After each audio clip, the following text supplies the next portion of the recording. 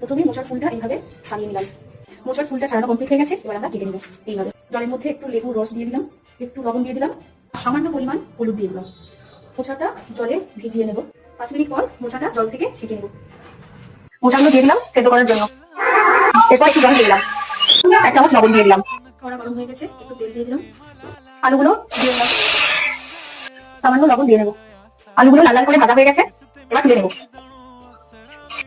কড়াটা গরম হয়ে গেছে, একটু তেল দিয়ে নিচ্ছি। তেলের উপরে শুকনো লঙ্কা, তেজপাতা, জিরে ফোড়ন দিয়ে দিলাম।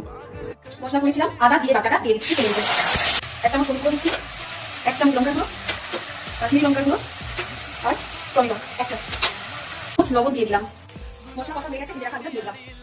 জল ছড়িয়ে রাখা মোচাটা আলুর উপরে দিয়ে দিলাম। মোচাটার উপরে আপনারা কেউ জল ব্যবহার করতে পারেন অথবা দুধও ব্যবহার করতে পারেন। এখানে আমি দুধ ব্যবহার করছি। দুধের উপরে স্বাদ মতো আপনারা যেমন মিষ্টি পছন্দ করেন সেরকম মিষ্টি দিয়ে দেবেন।